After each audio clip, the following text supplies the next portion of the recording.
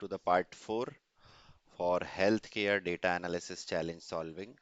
तो last videos में हमने देखा कि प्रोसेस क्या होगी।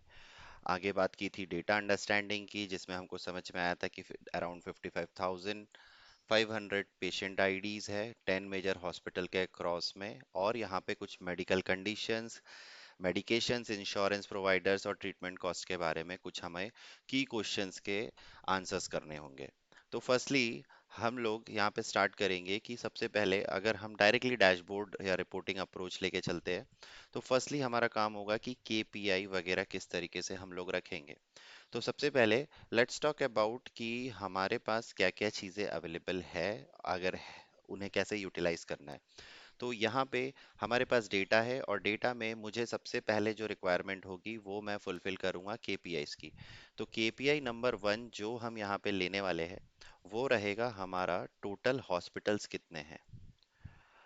Then second one I will talk about कि यहाँ पे टोटल पेशेंट काउंट कितना आ रहा है। तो टोटल पेशेंट काउंट्स की बात होगी। थर्ड यहाँ पे हम बात कर सकते हैं average age of our patient, of patients. ठीक है। नेक्स्ट इसमें आता है हमारा fourth one, that is called average bill की बात करेंगे। ये हम लोग एक समरी पेज बना रहे हैं, इसीलिए इसको हम लोग इस तरीके से लेंगे। तो सबसे पहले चलते हैं टोटल हॉस्पिटल्स पे। तो जैसा कि हमने अभी यहाँ पर हमारे पास अवेलेबिलिटी है, we can go directly for card visual, और यहाँ से हम लोग हॉस्पिटल का काउंट लेंगे। तो काउंट डिस्टिंक्ट, तो हमें मिले 10 बेसिक हॉस्पिटल्स पे यहाँ पे कि टोटल 10 हॉस्पिटल्स है। इसके कार्ड विजुअल्स वगैरह के बारे में कुछ कुछ डिस्कशन करते हैं। विजुअल्स में category label we don't need, titles we need is as total hospitals, and this is our basic count of information. तो ये हमारा पहला एलिमेंट है। अब बात करते हैं इसके अलावा हमें क्या क्या रिक्वायरमेंट आने वाली है। तो बाकी जो रिक्वायरमेंट है जैसे कि आइकन्स है, वो हम सब लास्ट में लगाएंगे। पहले हम लोग एक बेसिक इंफ्रास्ट्रक्चर खड़ा करेंगे कि हमारे जो रिक्वायर्ड चीज़ें हैं क्या वो अवेलेबल है या नहीं। यहाँ पे मुझे इसमें साथ में डिमांड आएगा इफेक्ट्स से, हम लोग यहाँ पे विजुअल बॉर्डर ऑन करेंगे, और इसे थोड़ा सा लिटिल लाइट ग्रे कलर रखकर अभी राउंडेड कॉर्नर्स 3-4 के आसपास लेके चलते हैं। और फिर इसके बाद नेक्स्ट आता है हमारा टोटल पेशेंट काउंट। तो अभी हमें हॉस्पिटल्स तो डायरेक्ट मिल गए थे, पेशेंट काउंट्स हमें डिफाइन करेगा कौन। तो पेशेंट आईडी से डिफाइन होगा। इस वक्त सब लोग आप देख रहे हो, तो इसमें आपको दिखेगा कि ये एक प्राइमरी की है हमारे लिए इस पूरे डेटा टेबल में, क्योंकि ये यूनिक है अपने आप में। अगर आप नीचे बॉटम में देखोगे तो डेटा कॉलम्स टोटल इतने हैं 55,500, और पेशेंट आईडी डिस्टिंक्ट वैल्यूज भी सेम है। तो यहाँ पे रिपीटेशन नहीं है डेटा का, सो दैट मीन्स हम लोग यहाँ पे इसे ही प्राइमरी की कलेक्ट करेंगे। तो हम लोगों को ज़रूरत पड़ेगी एक नए मेजर की। तो हम लोग एक नया मेजर बनाएंगे with the help of DAX, और यहाँ पर लिखेंगे डायरेक्टली टोटल पेशेंट्स, और total patients will be is equal to going to be count distinct यहाँ पे। तो डिस्टिंक्ट काउंट लेके चलेंगे, और डिस्टिंक्ट काउंट पे हम लोग यहाँ पे पेशेंट आईडी जो है उसे लेकर आएंगे। ये तो इस तरीके से ये डेक्स क्रिएट होगा, and it will provide us again a card visual में हमें ये टाइल्स में देखने मिलेगा। I will drag and drop, तो ये रहा वो आंसर। ये एक लिमिटेड आंसर है क्योंकि ये अप्रोक्सीमेशन बताता है, इसीलिए हमें इसको पहले तो फॉर्मेट प्रिंटर यूज करके टोटल हॉस्पिटल्स वाला इस पे रखेंगे, and then we will see कि ये क्या बता रहा है। तो पहले तो हमें इसको टाइटल देना पड़ेगा टोटल पेशेंट्स, क्योंकि ब्यूटिफिकेशंस रिपोर्ट में बाद में होता है, पहले चीज ये इंपॉर्टेंट होती है। तो हमारे पास है टोटल पेशेंट, और इसी में टाइटल में जब हम इसकी वैल्यूज पे जाते हैं, तो वैल्यूज पे हमको इस पे पता चलता है कि हमारे पास क्या क्या चीजें अवेलेबल है। जैसे कि डिस्प्ले यूनिट हम इसको नन करेंगे, तो हमारे पास अप्रोक्स फिक्स्ड आंसर आएगा यहाँ पे।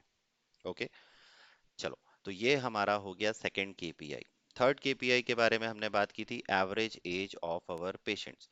तो ये हमें रेडी करना होगा। तो थर्ड आ जाता है, मैं इसी पे एवरेज एज पे चला जाता हूँ, और मुझे इस वक्त इम्प्लिसिट चाहिए एक्सप्लिसिट चाहिए, दैट आई विल डिसाइड। तो अभी इस वक्त हमें इम्प्लिसिट मेजर की रिक्वायरमेंट रहेगी, तो कार्ड विजुअल से ही हमें डायरेक्टली एज का फैक्टर मिलेगा, लेकिन सम ऑफ एज डिफाइन हो रहा है, तो इम्प्लिसिट से we will change to average, एंड हमें पता चल रहा है यहाँ पे average age of our patients, तो इसका फॉर्मेटिंग मुझे इस पे रिक्वायरमेंट रहेगा। And next is we are going to jump into the general title option, जिसमें मैं लिखूंगा एवरेज एज पेशेंट्स, सिंपल। ये हो गया हमारे पास थर्ड टाइप का केपीआई रेडी। नाउ इन्हें थोड़ा सा ड्रैग करते हैं, और फोर्थ वाला हम लोगों का एक और इम्पॉर्टेंट यहाँ पे फैक्टर है, जो कि है बिलिंग अमाउंट।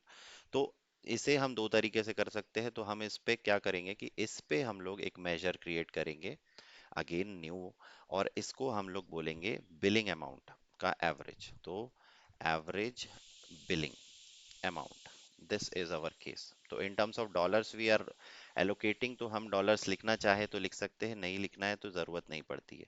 तो ये रहा हमारा average of the billing amount, और इस तरीके से हमने ये एक्सप्लिसिट मेजर क्रिएट कर लिया है। अब इसको फिर से हमें टाइटल में बनाना है। मैं इसी का कॉपी पेस्ट करके दूसरे तरीके से यहाँ से इसे हटा के फिर एवरेज बिलिंग को यहाँ से ले सकता हूँ। तो this is our average billing. Title को चेंज करने का नीड है यहाँ पे, तो हम लोग यहाँ पे ले लेंगे एवरेज बिलिंग का काउंट, और वो भी हम लोग इसको डिफाइन कर सकते हैं इन terms of dollars like this. तो ये है हमारे प्रॉपर वन पेज केपीआई, क्योंकि हम लोग वन पेज या टू पेज रिपोर्ट ही रेडी कर रहे हैं कैजुअल वे में। ब्यूटिफिकेशंस मैं आपके ऊपर छोड़ता हूँ, थीम वगैरह का डिसीजन मेकिंग। तो थीम वगैरह हम लोग यहाँ से डिसाइड कर सकते हैं कि कौन सी थीम्स यहाँ से डिसाइड होगी।